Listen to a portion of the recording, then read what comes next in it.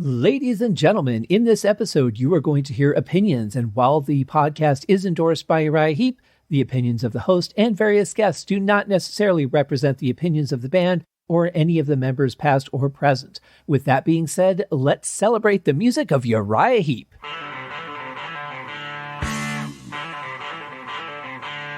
Welcome to Uriah Heep, the Magician's Podcast. I'll be covering every studio song the band has recorded and every bonus track that I can find. Each week we'll go over a new song from the beginning to where they are currently, and as they keep adding albums, I'll keep adding shows. Let the deep dive party begin. In the magic garden, some were singing, some were dancing.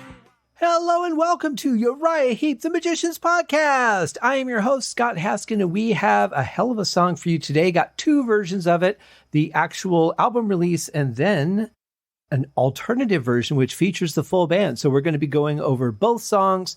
Before we get to it, I just want to say thank you to Mick Box and Uriah Heep for allowing me to do these reviews of their songs that are just fantastic. So many great songs over the years, and we're doing every one of them that we can get our hands on here. So without further ado, let's start with the album version, the actual official release from Firefly of Been Away Too Long.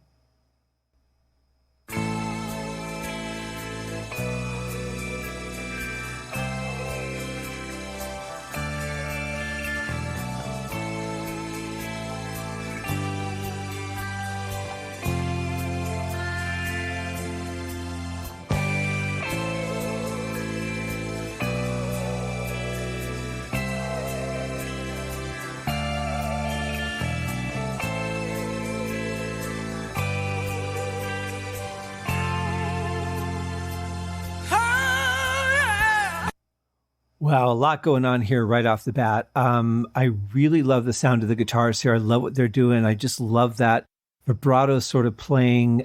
Just adds so much, and I can hear it panned so that everything's spaced out very nicely. Everything is audible, very clear to listen to. I like the bass. I love the sound of it, but I like the fact that it's playing just basically the root notes and then just a little filler here and there, just enough to put a little bit of spice on it. And some great hi-hat work from Kerslake. We're just off to a great start on the song. Got some good power from John Lawton. Interesting, though, you've got two songs right off the bat. He's doing some kind of vocalizing before the song really kicks into where the vocals would start. So that's kind of interesting that you would have that back-to-back. But yeah, sounds good so far.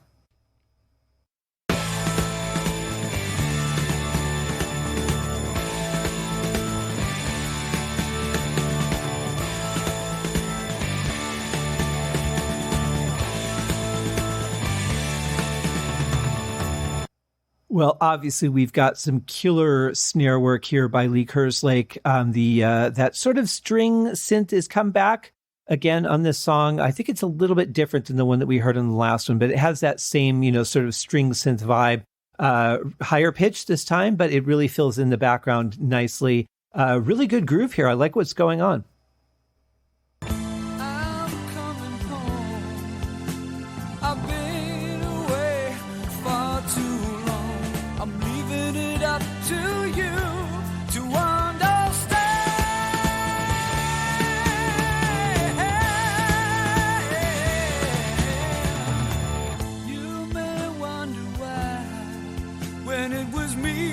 Said the last goodbye, but can I change my mind one more time?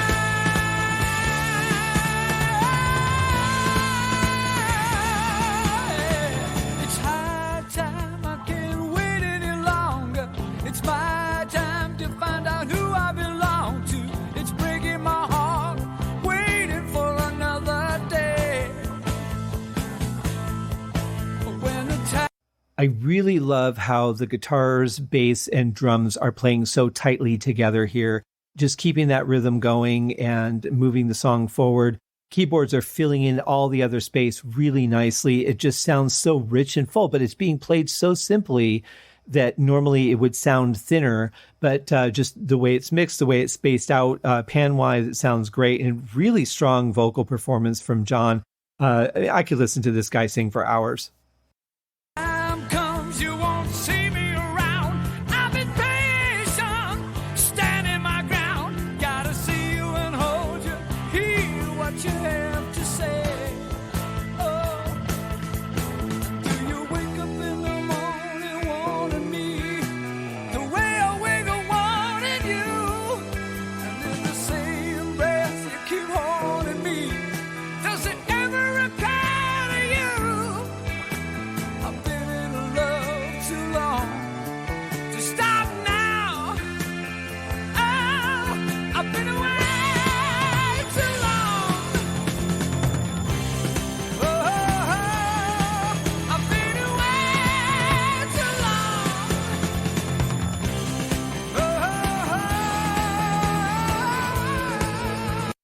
I really like the way that Lee Kerslake is switching that up a little bit on drums. The snare progression changes a little bit here and there, but it's just a great, powerful backing track to a really powerful vocal. I do hear it riding right on the edge of distorting a little bit on some of those power notes that John is singing. But apart from that, sounds really good. Just the overall tone of the song has a lot of power to it. 2 songs in, back to rock and roll, which is really nice. I kind of feel like the last album, maybe they had mixed the drums a little heavier to kind of push the fact that the music was a little bit lighter and they were trying to get that drive out of it. I don't know. That might have been intentional now that I think about it for High and Mighty. But here, everything is just really strong sounding and maybe almost too strong, hitting that distortion level just a little bit.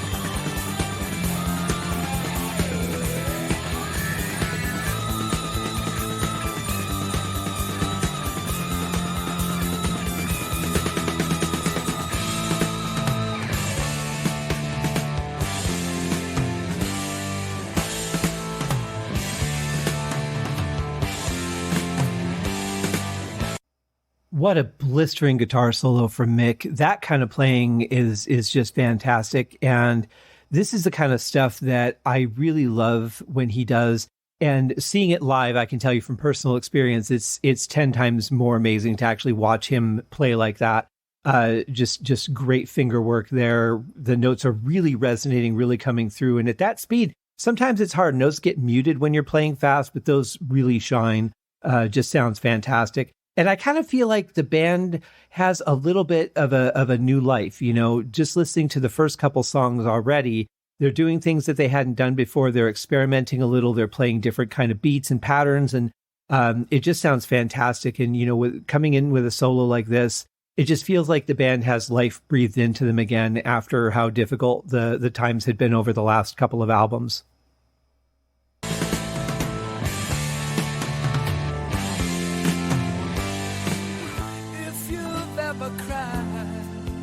Then you'll know the pain you felt inside. Just like me, you pray it's all untrue.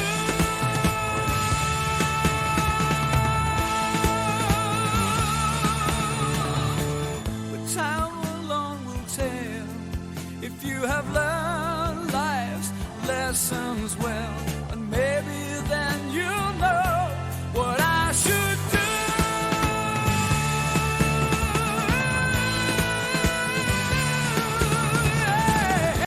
There's some really smooth transitions when they're going from, you know, double time to halftime on the drums. Everything just flows so nicely. It feels like it's really all the puzzle pieces are just connected to put this song together. Very seamless. And sometimes that's hard to do. Sometimes even though you're playing at the same tempo and just dialing the beat back to playing it half as fast, sometimes, you know, you could kind of slip because you were just playing faster, especially if you're doing a lot of fill work like he's doing here. You tend to, when you drop down to the halftime, you tend to speed it up a little bit because you were just playing a flurry of notes. And now you're like, okay, well, now I have to just play very simply and very straight. But I was just in this flurry of notes, and it's really difficult at times to just come back in and lock on the beat like that. But he's doing an absolutely masterful job here.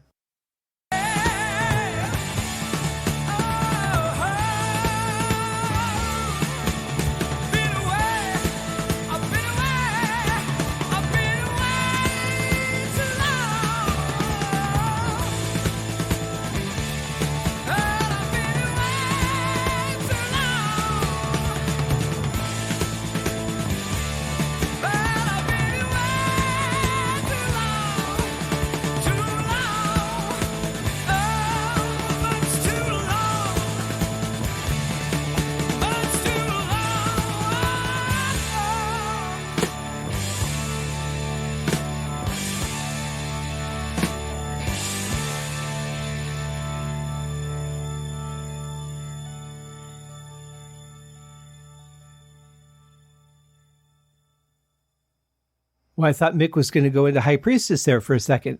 Yeah, great ending. I like those false endings there. Kind of like a concert ending, but not quite, because you don't have that, fast bass drums riding on two crash cymbals at the same time kind of thing. But it definitely had an interesting ending with the false start. Love the fade out on the strings. I think that adds a really powerful element to the ending, but powerful song. Great version of it. It really feels, just from beginning to end, a very cohesive unit recording this song.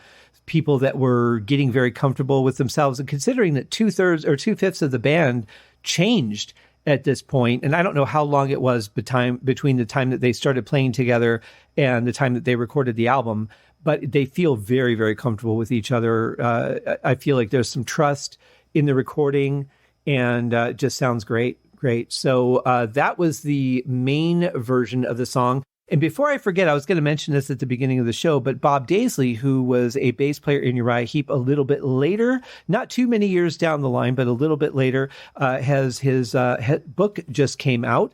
It is in paperback, I think maybe Kindle, but there's no audiobook version of it yet. He did allude to the fact that there might be. And that's typically how I listen to books, because I'm pretty much on the go. So there's only certain times I can read, and it usually has to be while I'm doing something else. So a lot of times I'll defer to audiobooks, because that's the best way for me to maximize my time.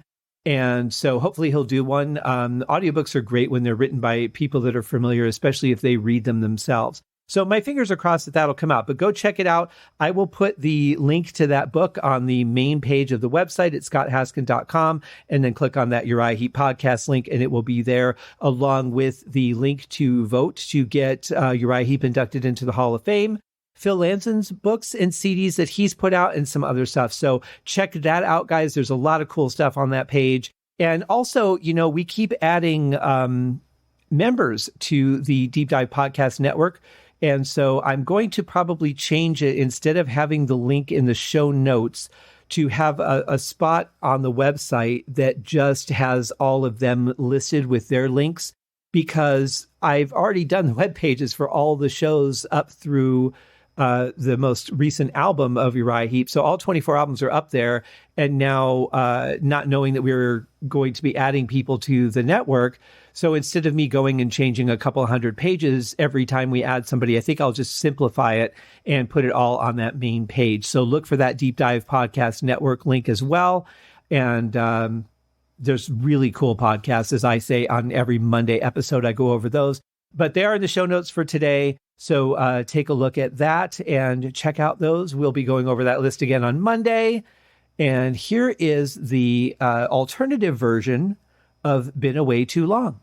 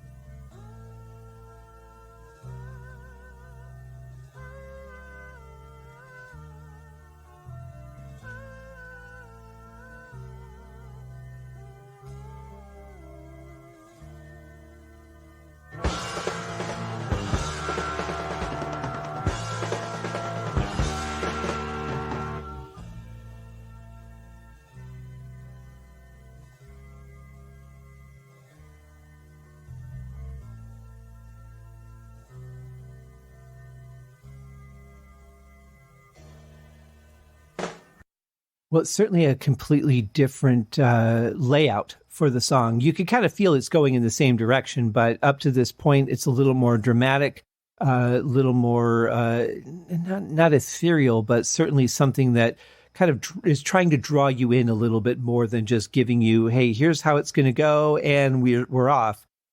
Just like a much longer build up to this point. I mean, we're already a minute in, and we haven't hit the first vocal line. But there was some nice vocalizing earlier in the song. Really pretty, too. Very well done.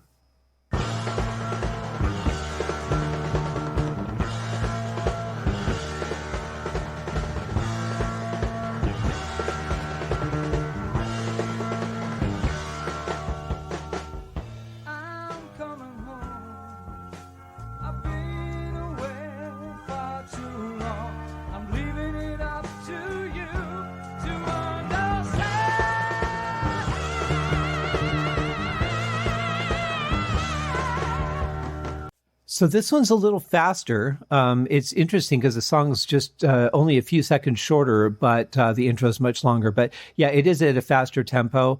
Sometimes as a drummer, I could tell you it's easier to play parts like that. If the tempo is faster, it's easier to get in a bit of a groove.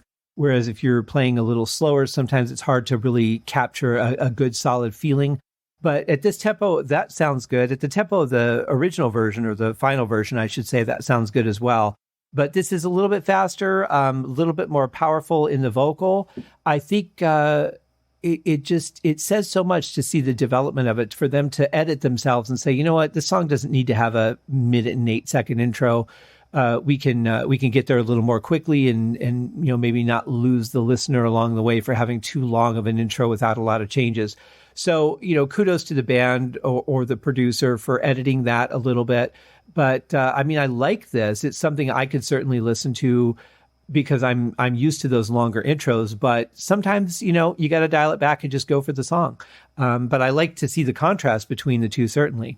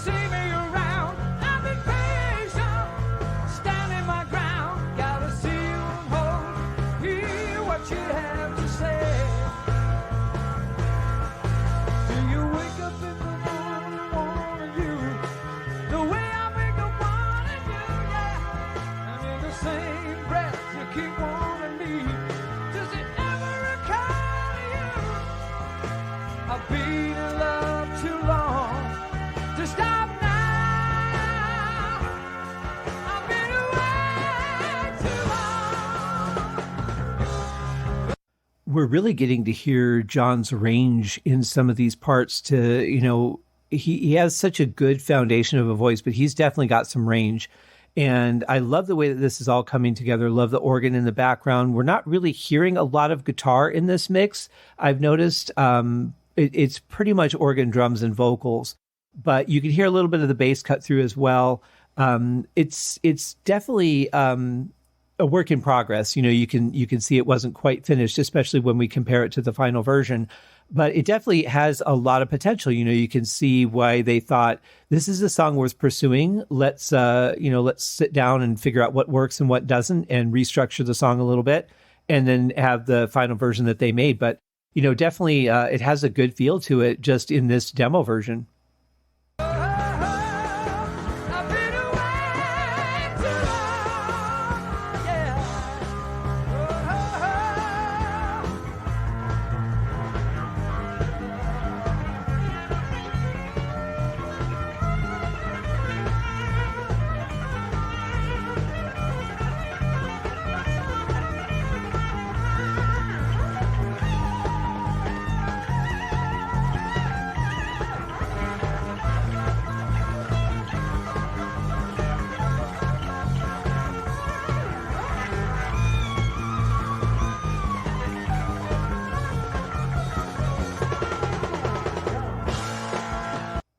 Well, I mean, that's just another great solo, isn't it? You can see some of the same techniques that were in the final. I love sometimes when guitarists will, or keyboard solos too, when they do that, but they have a part that repeats because it really doesn't need, like everything doesn't need to be different. Sometimes having a part that repeats a couple times or 4 times, if it's really fast like that, can be really cool. I like when that just feels good. Sometimes I feel like a guitarist repeats because they don't know what else to play. But in this case, it certainly feels like it was just meant to be played that way. It really works well. I love what the drums are doing through there, too. You're hearing a lot of snare work, but you're also hearing hi-hats there that are definitely being hit with the stick as opposed to using the pedal to make the sound because it would be much smaller. So you're getting a much more shh out of it because he's hitting it with the stick, but he's also going back and forth between the snares. So you're only hearing 3 hi-hats and then the extra snare hit, and 3 hi-hats and the extra snare hit. So it sounds a little bit different than you normally hear. Nothing out of the ordinary, but it sounds really good. I like it. I think it's a great rhythm for backing the guitar solo. And another great part.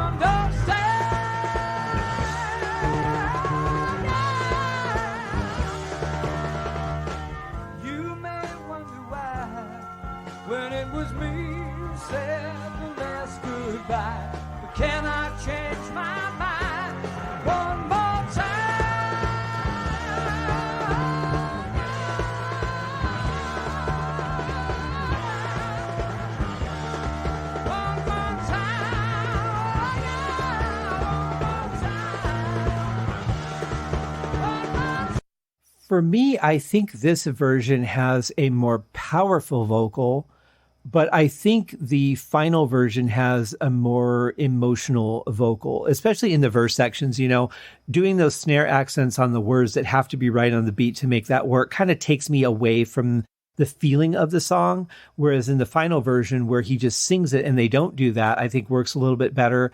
I think the slower tempo works better for the emotional side of the vocal as well. It does feel a little bit rushed in this one.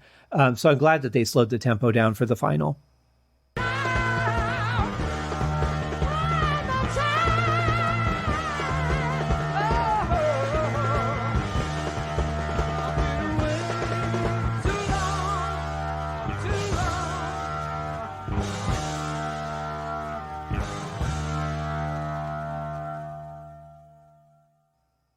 I like how tight they're playing together at the end there too, because it's not just a straight repetitive on the beat accent.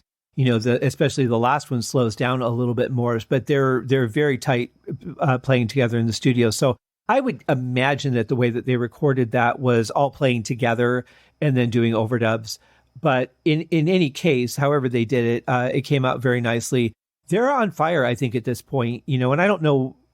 I'm looking at the order of the actual final album, but I don't know what order they recorded in, or again, you know, how many takes it took, how long it took them to get to this point. But I feel like they're a very cohesive unit. I feel like they're creating well together, working well together. I feel a really good renewed energy in the band. And honestly, you know, when you have members that aren't working out, when you have people that are causing problems, and I'm not casting any blame, I'm not going to get into that, but I'm just saying that when there's that kind of strife within a band, it really can just kill the spirit of the music. And I still think that High and Mighty was a great album, but listening to this now, I just feel such renewed energy. It's invigorating, and I'm looking forward to going through the rest of these songs because it feels like they're awake again. And I like that. I really do. So that's it for this one, guys. We got 2 versions in, about 10 plus, a little over 10 minutes of music, and a couple of great versions of a fantastic song. So thank you guys for joining me for another week of episodes on Uriah Heep the Magicians podcast. We got more coming next week, 4 new songs. Some have multiple versions, some don't. In any case, have a great weekend. Do something great for yourself and do something great for someone else. Cheers. Thank you for joining me on this episode of Uriah Heep the Magicians podcast. If you have enjoyed this show, please consider going over to Apple Podcasts or your favorite podcast outlet, leaving a rating or a review. Be sure to subscribe to make sure that you are notified when new episodes are available. Please be sure to share this podcast with your fellow Uriah Heep enthusiasts and anyone who you think would like Uriah Heep, which should be everyone. And if you are so inclined, please feel free to contribute to the Patreon account.